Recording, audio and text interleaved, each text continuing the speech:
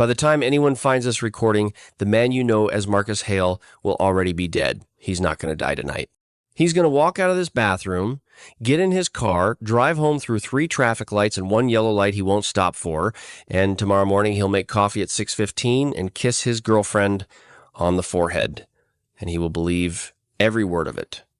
But the man holding this recorder right now, the man whose face is in this mirror, he is not Marcus. He never was. And in 12 minutes, when the phone rings on that kitchen counter and a woman I have never met says a single word, you and I are going to find out which one of us you actually are. So, if you're hearing this, listen carefully. There are 10 things I figured out in the last 6 hours. Most of them I am about to forget. One of them I cannot ever afford to. Level 1. The headache, that wasn't a headache. It started 3 days ago. A sharp, clean pressure behind my left eye in the middle of a normal afternoon, the kind you get when you stand up too fast. I took 2 pills and forgot about it. But it came back. Same time, 6:07 in the evening, down to the minute. By the 3rd night, I knew it was coming before it arrived, the way you know thunder is coming before you hear it. That night, I was sitting on my couch with my phone face down on the coffee table. The headache hit. And the moment I picked up my phone and looked at the screen, it stopped. Like a switch flipping. No notification, no message, nothing on the screen at all. Just my own face reflected in the dark glass and a clean, silent pain that had ended because I had done what it wanted me to do. That isn't a headache, that's a leash.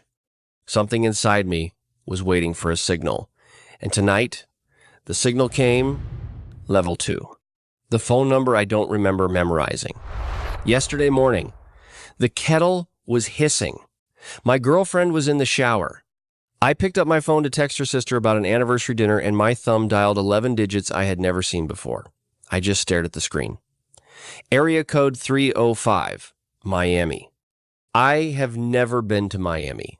I don't know a single person in Miami. I deleted the digits and put the phone face down. 3 minutes later, while the coffee was still brewing, my thumb did it again. Different number, same area code. By the end of the day, I had written down 7 numbers I had dialed without thinking, and every one of them routed to a dead line in a city I had no reason to know. I told my girlfriend the headaches were stress. She asked me if I had been sleeping. I told her yes. I had not slept in 3 days. Level 3. The word that made my body move on its own. I was watching the news, just background noise. I was heating up a pan, and the anchor said a word that to anyone else listening was just another word in a sentence about the price of citrus this season. She said the word orchard, and I watched my own hand set down the knife. I watched my own legs walk past the stove and into the hallway. I watched my own arm open the closet by the front door and reach to the very back and pull out a long black wool overcoat. And I need to tell you something. I do not own a black wool overcoat. I have never owned one. I don't remember buying it. I don't remember it being delivered. But there it was, and when I felt the inside lining, there was something small and hard sewn into the seam right above the heart. I cut it open. It was a brass house key. No tag, no marking. And the second the key was in my hand, the headache stopped. The kettle was screaming. The anchor was still talking. I was standing in my own hallway holding a key to a door I had never seen, and my body felt completely, terrifyingly calm. Level 4. The apartment across the city with my fingerprints on the door. I drove there at 3 in the morning. I told myself I was going to throw the coat and the key in the river. I drove to the river. I did not throw them. 40 minutes later, I was on the other side of the city, parking in front of a pre-war walk-up I have never seen in my life. The key fit. Of course the key fit. There was no name on the buzzer for apartment 4B, just a number. The hallway smelled like other people's cooking. The door opened before I had finished turning the handle. And inside was an apartment I had clearly been living in. 2 coffee cups in the sink, a pair of running shoes by the door, my size. A laptop on a desk set up exactly the way I set up my desk at home. Pictures on the wall of me holding hands with a woman I have never met in cities I have never visited. A passport on the kitchen counter with my face and a different name and stamps from 7 different countries. And in the bathroom, the toothbrush was still wet. Level 5. The skill I shouldn't have. There was a safe in the bedroom closet, old-fashioned combination dial. I stared at it for maybe 5 seconds, and then my fingers moved on their own.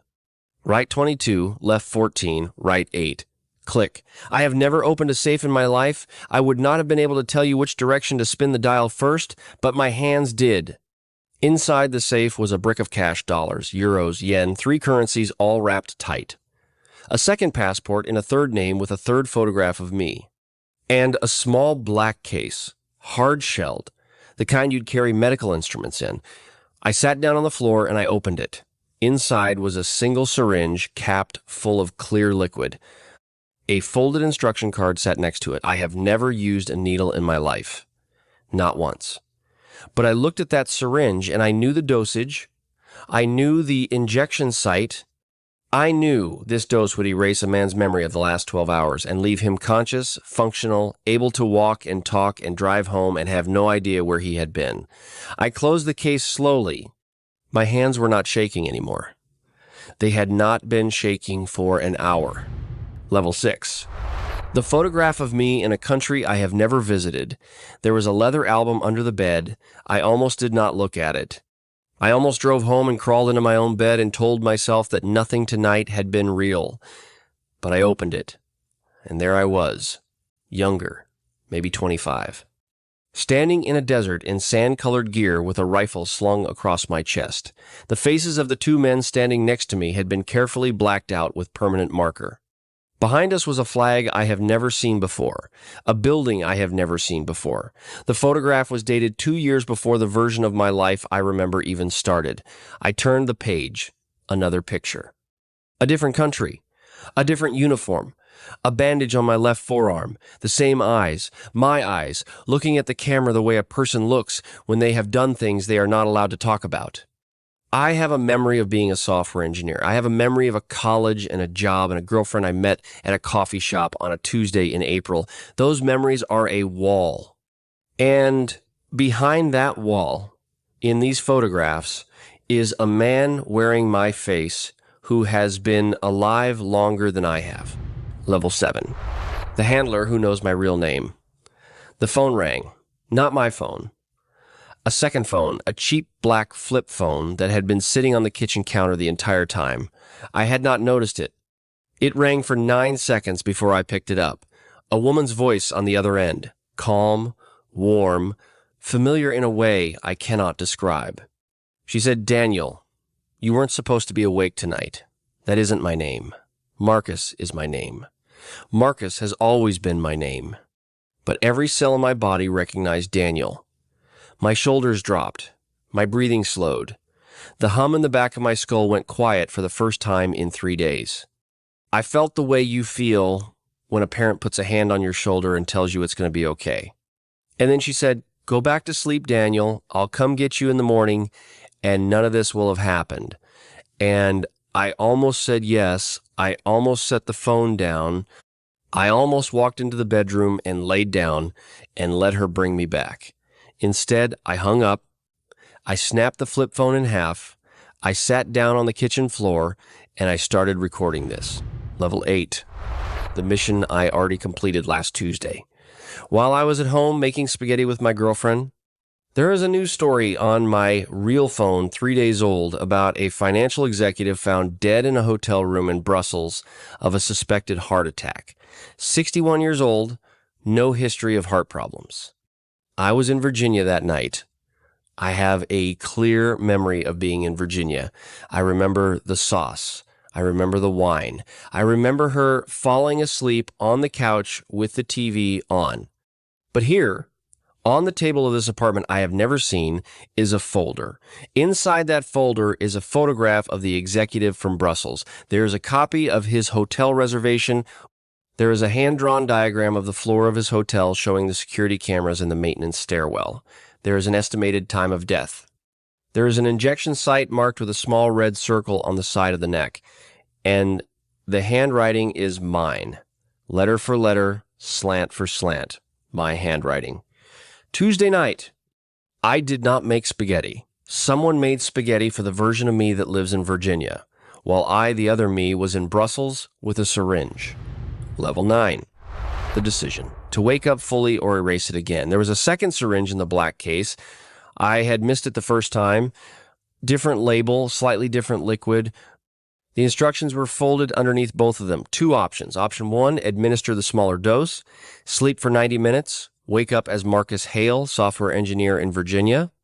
No memory of this apartment. No memory of the album. Drive home. Get into bed.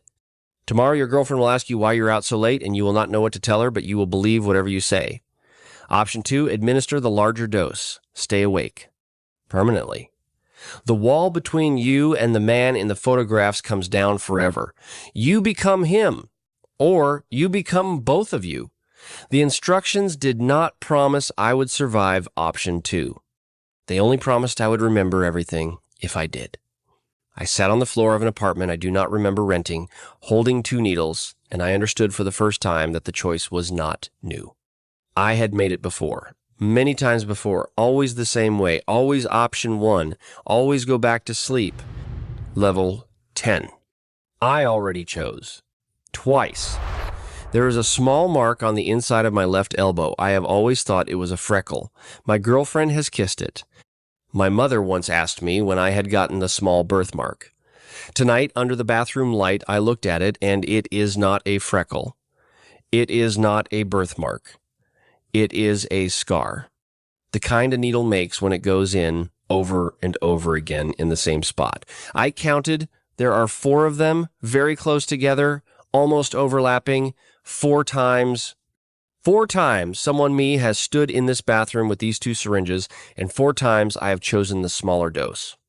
4 times I have walked back out the door, driven home through 3 traffic lights and 1 yellow light I did not stop for, and woken up the next morning believing I had had an ordinary Tuesday.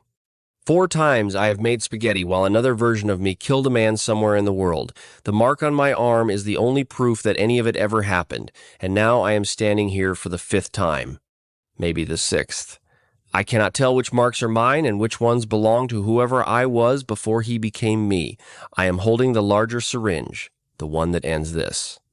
The one that the man in the photographs has been begging me to take every single time, and I have always said no. If you're hearing this, the phone is going to ring in about 90 seconds. The woman will say a word. The word is Orchard. If you hear it, do not let your body move. Do not stand. Do not pick up the coat. The coat is not yours. The apartment is not yours. The man in the photographs is not yours. He has been borrowing your body, and every time you let him put you back to sleep, he keeps it for a little longer. There is a syringe on the counter beside me. The larger dose. By the time you hear this, one of 2 things will have happened. Either I will be finally awake for the first time in my adult life, and you and I will be the same person. Or I will be gone, and the man in the photographs will be looking at this recorder, and he will smile, and he will press stop. And tomorrow morning, Marcus Hale will make coffee at 6:15, and somewhere in the world, another man with no history of heart problems will be found dead in a hotel room. I do not know which one of us you are going to be. I want you to know that I tried. I am about to try again. The phone is ringing. Tonight is the last time I go back to sleep.